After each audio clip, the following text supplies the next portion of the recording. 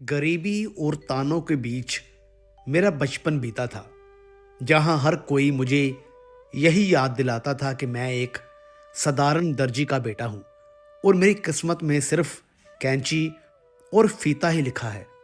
मेरे पिताजी ने सारी उम्र दूसरों के कपड़े सिलकर मुझे पढ़ाया था ताकि मैं अपना भविष्य खुद बना सकूं।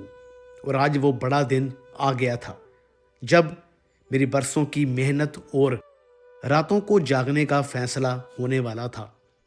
मेरे कंधों पर सिर्फ मेरे बूढ़े माँ बाप की उम्मीदों का बोझ ही नहीं था, बल्कि उन सब लोगों के मुंह बंद करने की जिम्मेदारी भी थी जो मानते थे कि गरीब का बेटा कभी भी बड़ा अफसर नहीं बन सकता।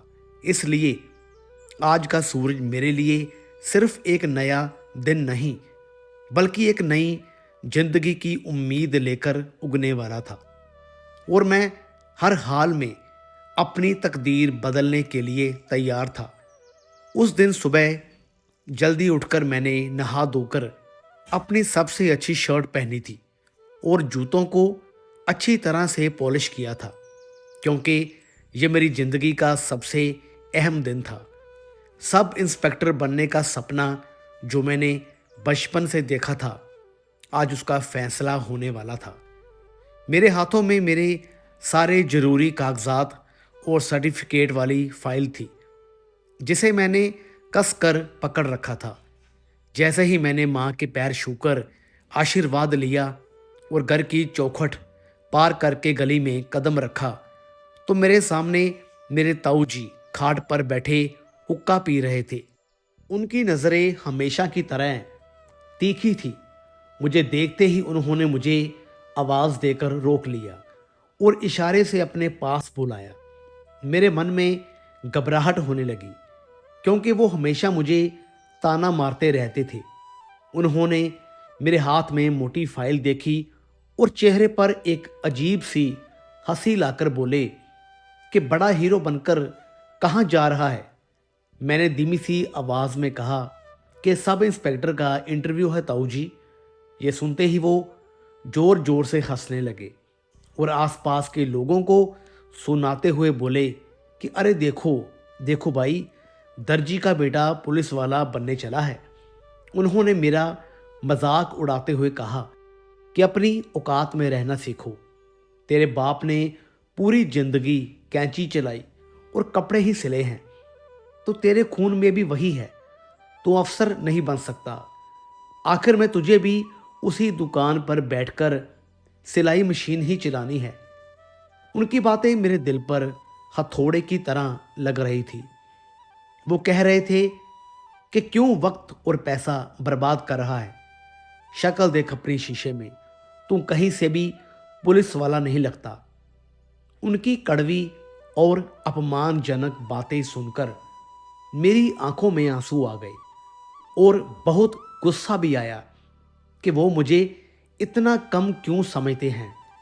लेकिन मैंने खुद को समझाया कि अगर आज मैंने इनसे बहस की तो मेरा मूड खराब हो जाएगा और इंटरव्यू भी बिगड़ जाएगा। इसलिए मैंने अपने गुस्से को पी लिया और उनकी बात का कोई जवाब नहीं दिया। बस चुपचाप सिर झुकाकर वहां से तेज कदमों से बस स्टॉप की तरफ निकल गया और मन ही मन कसम खाई कि आज मैं वर्दी पहनकर ही इनकी जुबान बंद करूंगा। मैं धक्के खाता हुआ बस से नीचे उतरा और जब पुलिस हेडक्वार्टर के स्टॉप पर पहुंचा तो दोपहर का सूरज आसमान से आग बरसा रहा था और गर्मी इतनी ज़्यादा थी कि सड़क से भाप निकल रही थी। मेरे माथे से पसीना बहकर मेरी आंखों में जा रहा था और मेरा गला प्यास से सूख रहा था। मेरे सामने पुलिस विभाग की वो विशाल और शानदार इमारत खड़ी थी, जिसे देखकर ही अच्छे अच्छों की हिम्मत जवाब दे जाती है। वहाँ चारों तरफ वर्दी पहने संतरी खड़े थे और मेरे जैसे सैकड़ों नौजवान लड़के लड़कियां हाथों में फाइलें लिए अपनी बारी का इंतजार कर रहे थे। सबके चेहरों पर तनाव था। मैं भी डरता हुआ और अपनी फाइल को सीने से लगाकर उस बड़े और भारी लोहे के गेट की तरफ बढ़ा। अभी मैंने गेट की तरफ 2 कदम ही बढ़ाए थे कि मेरी नज़र गेट की दीवार के सहारे पड़े एक इंसान पर गई। वो दृश्य देखकर मेरी रूह कांप गई। वहां एक बेहद बुजुर्ग आदमी लेटा हुआ था, जिसकी उम्र शायद 80 या 90 साल होगी। उसके शरीर पर मांस का नामो निशान नहीं था, बस हड्डियों का ढांचा बचा था। उसके बाल धूल से सने हुए थे और कपड़े इतने फटे हुए थे कि वो उसके शरीर को ढक भी नहीं पा रहे थे। वो शायद कई दिनों का भूखा प्यासा था, क्योंकि उसके होंठ पपड़ी बनकर फट चुके थे और वो अपना हाथ तक नहीं उठा पा रहा था। उसके जख्मों पर मक्खियां भिन भिना रही थी, लेकिन उसमें इतनी भी ताकत नहीं थी कि वो उन्हें उड़ा सके। वहां से गुजरने वाले लोग अपनी महंगी गाड़ियों के शीशे चढ़ा लेते थे और पैदल चलने वाले लोग उसे देखकर नाक सिकोड़कर ऐसे निकल जाते थे जैसे वो कोई इंसान नहीं बल्कि सड़क का कचरा हो। जब मैं उसके करीब से गुजरने लगा तो उसने बड़ी मुश्किल से अपनी गर्दन उठाई और मेरी आंखों में देखा। उसकी पथराई हुई आंखों में इतनी लाचारी और वीरानापन था कि मेरे कदम वहीं लोहे की तरह जम गए। उसने अपना कांपता हुआ और मैला हाथ मेरी तरफ बढ़ाया और उसकी जुबान से कोई भी शब्द नहीं निकला। बस उसकी आंखों ने कहा कि बेटा, मुझे बचा लो, मैं मर जाऊंगा। मैं वही बुत बनकर खड़ा हो गया और मेरे दिमाग में एक जंग छिड़ गई। मैंने अपनी जेब में हाथ डाला और अपनी उंगलियों से उन बचे हुए पैसों को टटोला जो मेरी माँ ने मुझे घर वापस आने के लिए दिए थे। वो गिने चुने नोट और कुछ सिक्के ही मेरा सहारा थे। अगर मैं वो पैसे इस भिखारी को दे देता तो मेरे पास एक फूटी कौड़ी भी नहीं बचती। मेरा घर शहर से बहुत दूर था और बिना पैसों के मुझे पूरी रात पैदल चलना पड़ता। मेरे दिमाग ने मुझे रोका और कहा कि पागल मत बन, तुझे इन पैसों की सख्त जरूरत है। अगर तूने ये दे दिए तो तू खुद मुसीबत में फंस जाएगा। लेकिन तभी मुझे मेरे पिताजी की बात याद आ गई कि इंसानियत से बड़ा कोई भी धर्म नहीं होता, और अगर एक पुलिस वाला बनकर मैं एक भूखे को खाना नहीं खिला सकता तो मैं देश की रक्षा क्या करूंगा। ये ख्याल आते ही मेरी आत्मा जाग गई और मैंने एक झटके में अपनी जेब से वो सारे नोट और सिक्के बाहर निकाल लिए। मैंने एक पल के लिए भी नहीं सोचा और झुककर वो सारे पैसे उस बूढ़े बाबा की कांपती हुई हथेली पर रख दिए। मेरे हाथों का स्पर्श पाकर उन्होंने मेरी तरफ देखा और उनकी सूखी हुई आंखों से टप टप आंसू गिरने लगे, जैसे उन्हें यकीन ही नहीं हो रहा था कि इस मतलबी दुनिया में कोई उनकी मदद भी कर सकता है।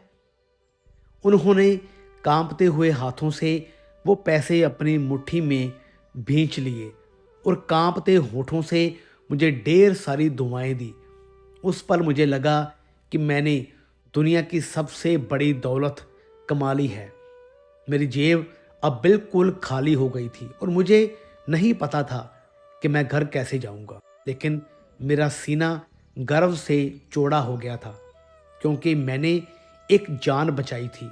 इसी सुकून और नए जोश के साथ मैंने अपने आंसुओं को पोंछा और तेज कदमों से हेडक्वार्टर के अंदर इंटरव्यू देने के लिए चल दिया। बाहर कॉरिडोर में बैठे बैठे मेरा दिल जोर जोर से धड़क रहा था। तभी चपड़ासी ने मेरा नाम पुकारा और कहा कि अंदर जाओ, साहब बुला रहे हैं।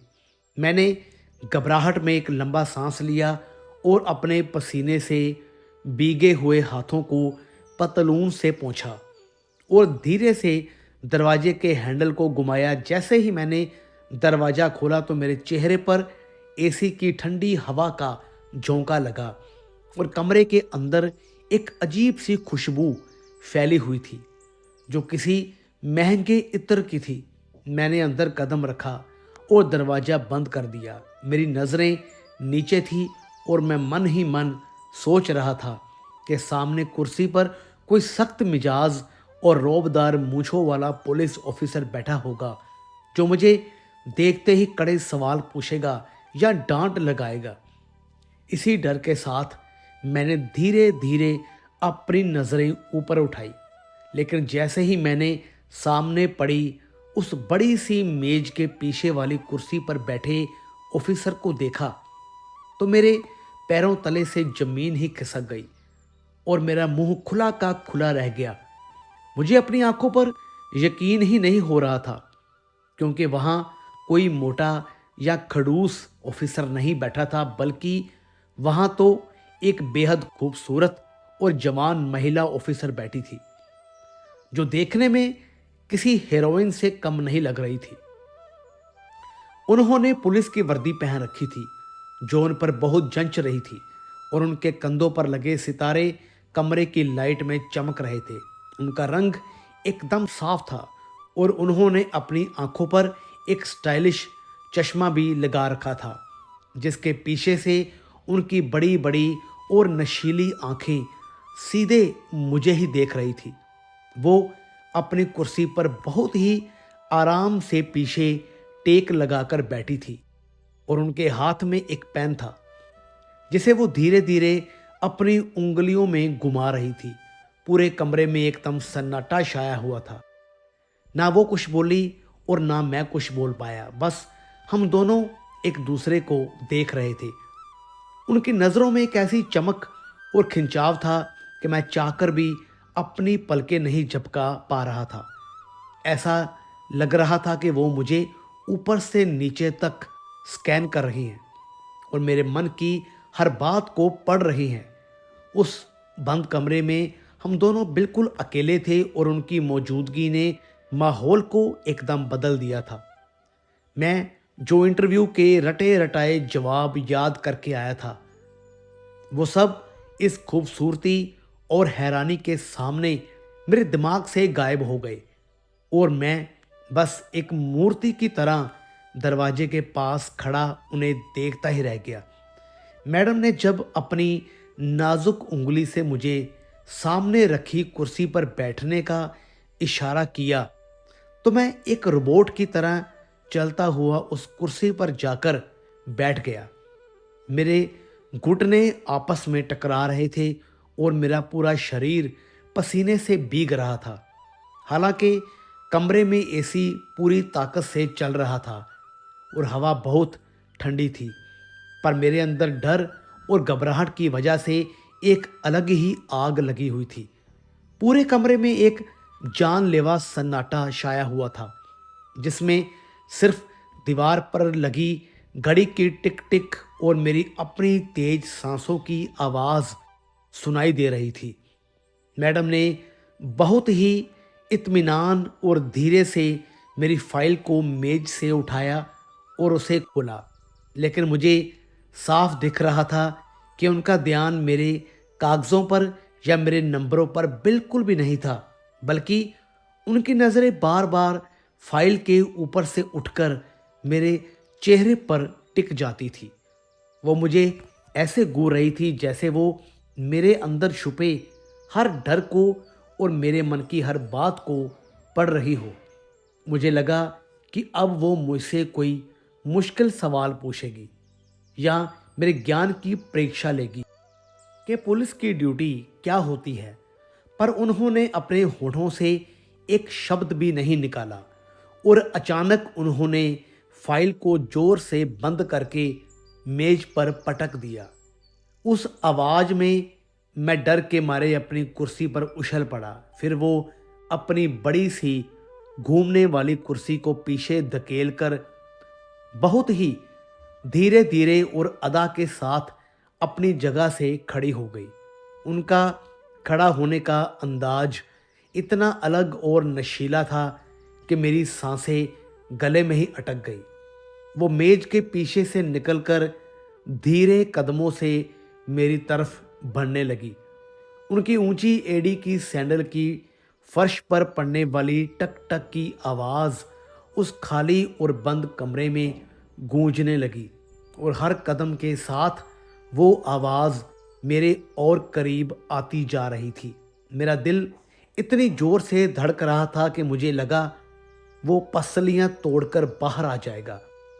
मैं समझ नहीं पा रहा था कि ये कैसा अजीब इंटरव्यू है जिसमें कोई सवाल जवाब नहीं हो रहा, बस खामोशी है और ये बढ़ती हुई नज़दीकी है।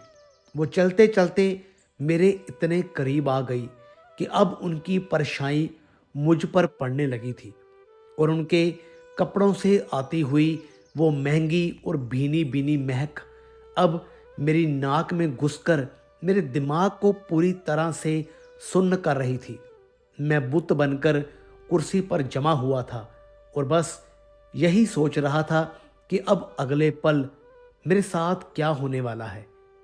वो मेरे एकदम पास आकर खड़ी हो गई और मेरे घुटने उनकी वर्दी वाली पैंट से हल्के से छू रहे थे, जिससे मेरे पूरे शरीर में एक करंट सा दौड़ गया। मैं अपनी कुर्सी में पीछे की तरफ दुबक गया ताकि उनसे थोड़ा दूर हो सकूं, मगर कुर्सी के पीछे दीवार थी और मैं कहीं जा नहीं सकता था। तभी उन्होंने धीरे से अपनी कमर झुकाई और अपने दोनों गोरे हाथ मेरी कुर्सी के दोनों हथों पर जमा दिए। अब मैं पूरी तरह से उनके बाहों के घेरे में फंस चुका था। उनका खूबसूरत चेहरा मेरे चेहरे के इतने करीब आ गया था कि अगर मैं जरा सा भी सिर हिलाता तो हमारी नाक आपस में टकरा जाती। उनकी गर्म और महकती हुई सांसें मेरे गालों और होठों पर पड़ रही थी, जिससे मेरा दिमाग सुन्न होता जा रहा था। उनकी आंखों में एक अजीब सी चमक और गहराई थी, जैसे कोई गहरा समुंदर हो और मैं उसमें डूबता जा रहा था। कमरे का एसी चल रहा था, फिर भी मेरे माथे पर पसीने की बूंदें चमकने लगी थी। तभी उन्होंने अपना दाहिना हाथ बहुत ही अदा से हवा में उठाया और धीरे धीरे मेरे सीने की तरफ बढ़ाया। मेरी नज़रें उनके हाथ पर टिकी हुई थी और जैसे ही उनकी कोमल हथेली ने मेरी शर्ट के ऊपर से मेरे दिल वाली जगह को छुआ तो मुझे लगा जैसे मेरे बदन में बिजली गिर गई हो। उनका हाथ ठंडा था, मगर उनका स्पर्श आग की तरह गर्म था। उन्होंने मेरी धड़कनों को महसूस करने के लिए अपनी हथेली को मेरे सीने पर कस कर दबाया। मेरा दिल तो पहले ही जोर से धड़क रहा था, पर उनके छूते ही उसकी रफ्तार दुगनी हो गई। ऐसा लग रहा था कि मेरा दिल पसलियां तोड़कर उनके हाथ में आ जाएगा। वो मेरी आंखों में आंखें डालकर एकटक से देखे जा रही थी और उनके चेहरे पर एक हल्की सी रहस्यमयी मुस्कान थी। हम दोनों के बीच इंच भर की भी दूरी नहीं बची थी और उस खामोश कमरे में सिर्फ मेरी उखड़ती हुई सांसों की आवाज़ गूंज रही थी। यह पल इतना भारी और नशीला था कि मुझे समझ नहीं आ रहा था कि ये हकीकत है या मैं कोई सपना देख रहा हूँ। वो मेरे दिल की हर धड़कन को अपनी उंगलियों से गिन गिन रही थी और मैं बस पत्थर की मूर्ति बनकर उस एहसास में खोया हुआ था।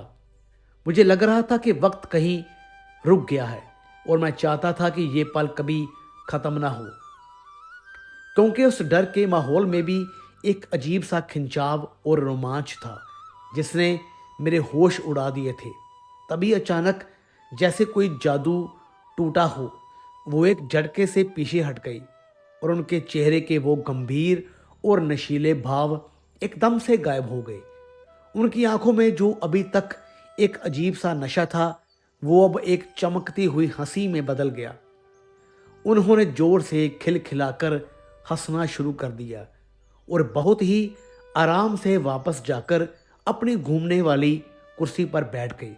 मैं अभी भी हक्का बक्का सा खड़ा था और मेरी समझ में नहीं आ रहा था कि अभी एक पल पहले जो हो रहा था वो सच था या अब जो हो रहा है वो सच है। मेरे माथे से पसीना बह रहा था और मैं अभी भी कांप रहा था। तभी उन्होंने बहुत ही नर्म और प्यार भरी आवाज़ में मुझसे कहा कि बेटा, रिलैक्स हो जाओ और पानी पी लो, घबराओ मत, ये सब बस एक छोटा सा नाटक था। उन्होंने बताया कि मैं तो बस तुम्हारे आत्मविश्वास और तुम्हारे चरित्र की परीक्षा ले रही थी। मैं देखना चाहती थी कि मुश्किल हालात में और एक खूबसूरत औरत को अपने इतने करीब पाकर तुम बहक जाते हो या अपना मानसिक संतुलन खो बैठते हो। लेकिन तुम अपनी जगह पर डटे रहे और तुमने अपनी मर्यादा नहीं खोई। फिर उन्होंने एक ऐसी बात बताई जिसे सुनकर मेरे रोंगटे खड़े हो गए और मुझे अपने कानों पर यकीन नहीं हुआ। उन्होंने कहा कि तुम्हारा असली इंटरव्यू इस वातानुकूलित कमरे में नहीं बल्कि बाहर उस तपती धूप में गेट पर हो चुका है।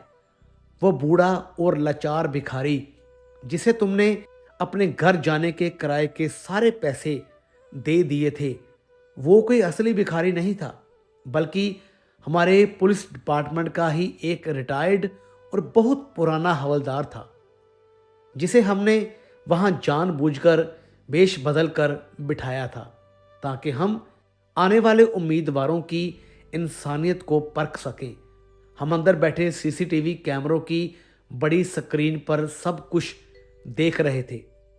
सुबह से लेकर अब तक सैकड़ों लड़के आए जो बड़ी बड़ी गाड़ियों में थे और अच्छे कपड़े पहने हुए थे, लेकिन किसी ने उस बूढ़े की तरफ देखा तक नहीं। कईयों ने तो उसे डांटा और धुतकार दिया, लेकिन तुम अकेले ऐसे इंसान थे जिसने अपनी मजबूरी और गरीबी के बावजूद अपनी जेब खाली करके उसकी मदद की। हमने स्क्रीन पर देखा कि तुमने एक पल के लिए अपनी मुट्ठी बींची और फिर बिना कुछ सोचे अपने आखिरी पैसे भी उसे दे दिए, ये जानते हुए कि अब तुम्हारे पास घर वापस जाने के लिए भी 1 रुपया भी नहीं बचा है। बस उसी एक पल में तुमने ये नौकरी पा ली थी, क्योंकि पुलिस की वर्दी पहनने के लिए सिर्फ शरीर में ताकत और दिमाग में कानून की जानकारी होना काफ़ी नहीं है, बल्कि सीने में एक दयालु और धड़कता हुआ दिल भी होना चाहिए जो दूसरों का दर्द समझ सके। और आज तुमने यह साबित कर दिया कि तुम सिर्फ एक अच्छे उम्मीदवार ही नहीं बल्कि एक बेहतरीन इंसान भी हो। और हमें अपनी पुलिस फोर्स में तुम जैसे ही ईमानदार और नेक दिल अफसरों की ज़रूरत है। मुझे अपनी किस्मत पर यकीन नहीं हो रहा था और मेरी आंखों से टप टप खुशी के आंसू गिरने लगे। मैडम ने अपनी कुर्सी से उठकर मुझे वो जॉइनिंग लेटर वाला लिफाफा दिया और मुझसे हाथ मिलाते हुए कहा कि welcome to the police force. यह शब्द मेरे कानों में किसी संगीत की तरह गूंज रहे थे। मैंने झुककर उनके पैर छुए और सीना चौड़ा करके उस कमरे से बाहर निकला। बाहर आते ही मुझे याद आया कि मेरी जेब तो बिल्कुल खाली है और घर जाने के लिए बस की टिकट के पैसे भी नहीं हैं। मैं सोच ही रहा था कि पैदल कैसे जाऊंगा, तभी पीछे से एक हवलदार भागता हुआ आया और उसने मुझे कड़क सैल्यूट मारा और बोला कि सर, आप अब हमारे साहब बन गए हैं और बड़े साहब ने हुक्म दिया है कि आपको पूरी इज्जत के साथ सरकारी गाड़ी में घर छोड़ा जाए। यह सुनकर मुझे लगा कि मैं हवा में उड़ रहा हूँ। मैं उस चमचमाती हुई पुलिस की बोलेरो गाड़ी की पिछली सीट पर किसी राजा की तरह बैठ गया। ड्राइवर ने गाड़ी स्टार्ट की और हम शान से सड़क पर दौड़ने लगे। जब हमारी गाड़ी मेरे मोहल्ले की तंग और कच्ची गलियों में पहुंची तो वहां सन्नाटा छा गया। लोग अपनी छतों और खिड़कियों से झांकने लगे कि आज पुलिस की गाड़ी हमारे मोहल्ले में क्यों आई है और किसके घर जा रही है। गाड़ी सीधे ही मेरे घर के टूटे हुए दरवाजे के सामने जाकर रुकी। वहां ताऊ जी अभी भी उसी खाट पर बैठे थे और पड़ोसियों के साथ हुक्का पीते हुए शायद मेरी ही बुराई कर रहे थे कि वो गया है, अभी मुंह लटकाकर वापस आएगा। पुलिस की गाड़ी देखकर उनके तो होश ही उड़ गए। उनका चेहरा डर से सफ़ेद पड़ गया और उन्हें लगा कि शायद मैंने शहर में कोई अपराध कर दिया है और पुलिस मुझे गिरफ्तार करके लाई है। तभी ड्राइवर ने फुर्ती से उतरकर मेरे लिए पीछे का दरवाज़ा खोला और मैं बहुत ही शान और अकड़ के साथ गाड़ी से नीचे उतरा। मेरे एक हाथ में मेरी फाइल थी और दूसरे हाथ में वो नौकरी का लेटर था। मुझे गाड़ी से सही सलामत और उतने रोब में उतरता देख ताऊ जी के हाथ से हुक्के की नली छूट कर नीचे गिर गई और उनका मुंह खुला का खुला रह गया। जो पड़ोसी सुबह मुझ पर हंस रहे थे, उनकी बोलती बंद हो गई थी। मैं धीरे धीरे चलकर ताऊ जी के सामने खड़ा हो गया और उनकी आंखों में आंखें डालकर बड़े गर्व से बोला कि ताऊ जी, आपने कहा था ना कि दर्जी का बेटा सिर्फ दर्जी ही बन सकता है, तो देख लीजिए, आज वही दर्जी का बेटा शहर का सब इंस्पेक्टर बनकर आपके सामने खड़ा है। अब मैं कपड़े नहीं सीऊंगा, बल्कि मुजरिमों को सुधारूंगा। मेरी आवाज़ सुनकर घर के अंदर से मेरी माँ दौड़ी हुई आई और मुझे पुलिस की गाड़ी के साथ देखकर रोने लगी। मैंने माँ के पैर छुए और उन्होंने मुझे गले से लगा लिया। उस दिन पूरे मोहल्ले ने देख लिया कि अगर इंसान में ईमानदारी और मेहनत हो तो वो अपनी किस्मत खुद लिख सकता है। और ताऊ जी की वो खामोशी और शर्म से झुकी हुई गर्दन मेरी जिंदगी की सबसे बड़ी जीत थी। इंसान की पहचान उसके कपड़ों या खानदान से नहीं, बल्कि उसके कर्मों और नीयत से होती है। उस दिन उस एक नेकी ने मुझे वो सब कुछ दे दिया जिसका मैंने सपना देखा था, और मैंने साबित कर दिया कि अगर हौसले बुलंद हो तो एक दर्जी का बेटा भी दुनिया को सलाम करवा सकता है। आज जब मैं वर्दी पहनकर निकलता हूँ तो मुझे वही बूढ़ा भिखारी याद आता है जिसने मुझे असली अफसर बनाया था। तो दोस्तों, कैसी लगी आपको ये कहानी? वीडियो अच्छी लगी हो तो लाइक करें, शेयर करें, चैनल को सब्सक्राइब ज़रूर करें। तो मिलेंगे फिर से एक और नई दिलचस्प कहानी के साथ। तब तक के लिए गुड बाय।